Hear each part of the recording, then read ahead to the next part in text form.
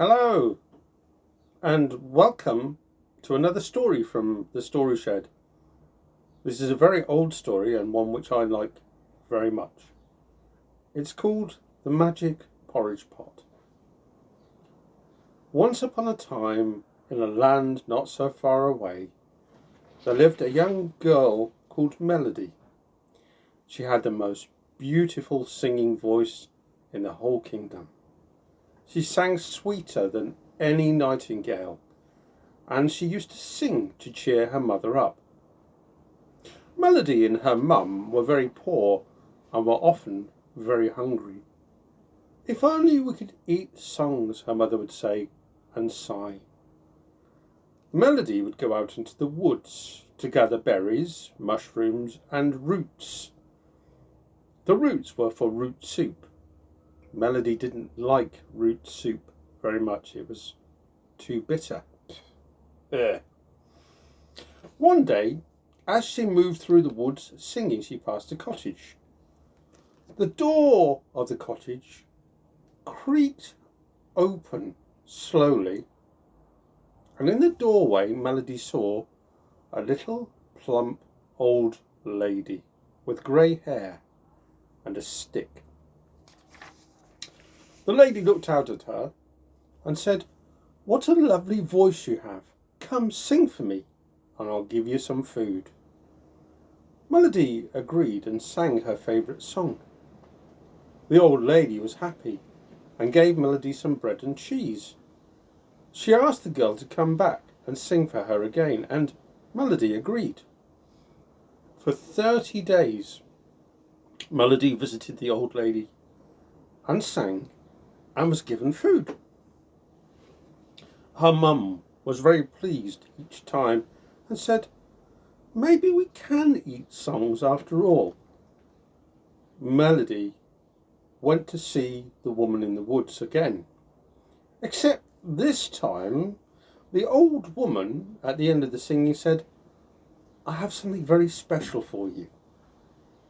She handed Melody a little black cooking pot, very ordinary looking. "Thank you," Melody said, looking disappointed, because she'd expected some food. "Oh, no, Melody. You see, this is a magic pot. It will cook porridge for you if you say, 'Cook, pot, cook.'" And so she demonstrated. "Cook, pot, cook." And the pot mysteriously started to smoke and bubble. And from the bottom of the pot, porridge started to seep up and up and up until the porridge pot was almost full and carried on growing and growing. And the old lady said, "Stop, pot, stop. Now, Melody, this pot will make the sweetest, most tasty, delicious porridge that you've ever tasted, and you'll never go hungry ever again." So Melody thanked the old lady and ran home gleefully with the pot. Her mum was surprised to see how excited Melody was. She was puzzled by why she was making so much fuss and noise. "What's all the kerfuffle about?" she asked. Melody told her mum all about the magic pot and placed it down on the table. "Cook, pot, cook." And once again it started to steam and to bubble and to fill up with porridge, filling up more and more and more till it reached the top of the pot. And Melody quickly said, "Stop, pot, stop." And it did. Melody and her mum each enjoyed a lovely, delicious bowl of sweet, succulent porridge. They both went to bed with very full stomachs. The next day, Melody woke up late and dashed out of the house because she didn't want to be late for singing to the old lady, especially after she'd been given such a lovely present of the magic porridge pot. She shouted to her mum as she left, Have some porridge whilst I'm gone. Remember, it's cook, pot, cook. And to stop, it's stop, pot, stop. And with that, she was gone. How silly does she think I am? Her mother said. I can remember that. It's simple. And so with that, she went around the house and cleaned and cleaned and cleaned for hours while Melody was away. Eventually, she became hungry and decided that she did want some porridge. So she went to the pot and said, cook, pot, cook. It steamed and bubbled and started to fill and fill and fill. But Melody's mum couldn't remember what to say next to stop it. Enough, pot, enough! But the porridge pot carried on, cooking more porridge. It slopped over the table. It went onto the floor. It covered the chairs. Desist, pot, desist! It came up to her ankles, up to her knees, and she quickly left the house, looking behind her as the pot carried on cooking and cooking until one room's filled, until it went up the stairs, until the whole house was filled. Quit it, pot! Quit it!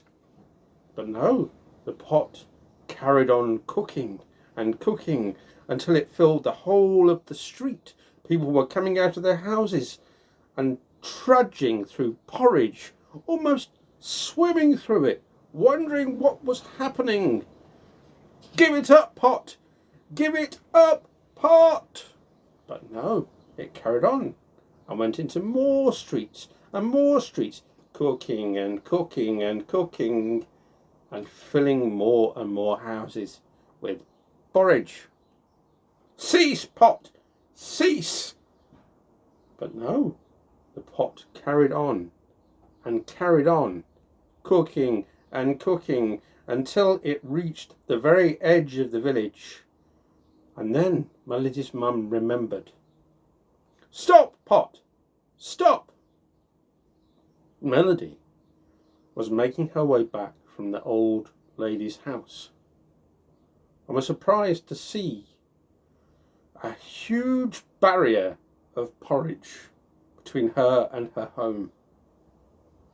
She had to spend several hours eating her way through the porridge until she once again was back at home with her mum. It took the villagers a very, very, very long time to clear all the porridge. And Melody said to her mum, you must never ever go anywhere near this pot again. The end. I hope you enjoyed the story. If you've got any suggestions or anything you'd like read, then why not write me an email at the storyblog. What is it now? Let me think. The storyblog. Oh dear. The storyshed at gmail.com. That's it. The storyshed at gmail.com. And as you can tell, I probably wouldn't be able to remember to say stop, pot, stop either. So nobody send me a magic porridge pot, for goodness sake. Thanks a lot. Bye for now.